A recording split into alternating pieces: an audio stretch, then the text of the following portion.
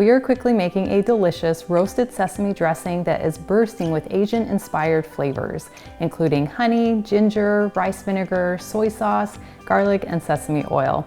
Hello, my name is Nicole Bonilla, and if you love healthier recipes made with all natural ingredients, then you are in the right place. To make this dressing, we're going to start with our sesame seeds. Now, it tastes best to use toasted or roasted seeds because they have a lot more flavor to them. And you can buy them already toasted, or you can roast them yourself in a fry pan. But we want to grind down the sesame seeds before we make our dressing. So we have three options. You could either use a bowl with a mortar, or you could put them into a plastic bag, lay them on the counter, and use a rolling pin, or you could use the chopper cup with an immersion blender or a food processor. So I'm going to start by adding 3 tablespoons of some roasted sesame seeds to my chopper cup. And then I'll turn this on high to grind the seeds. Ooh, those look great. Grinding them down will not only make our dressing a little bit smoother, but it also releases even more of their delicious flavor. So now, using the same container, I'm going to go ahead and add 3 tablespoons of mayo. And this is my homemade mayo that's made with lemon juice and some light olive oil. And I've included a link in the video description below if you'd like to check it out. And this will add delicious creaminess to the dressing.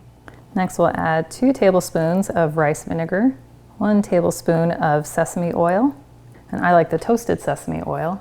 Next, I'm going to add in a tablespoon of honey, and I'm doing it right after the oil so that it helps it slide right out of my measuring spoon. Next, we'll add a tablespoon of soy sauce and 1 teaspoon of garlic powder.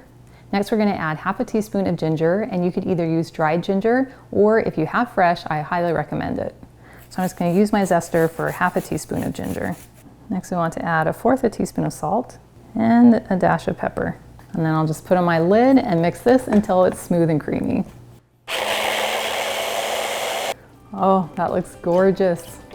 And is an excellent time for a little pinky test. Oh, that tastes delicious.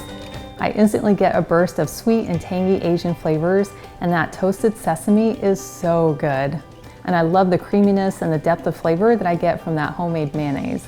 Well, thank you so much for joining me today in my kitchen, and I've included a link to the full recipe, and it's in the video description below, and that takes you to my website, gentletummy.com.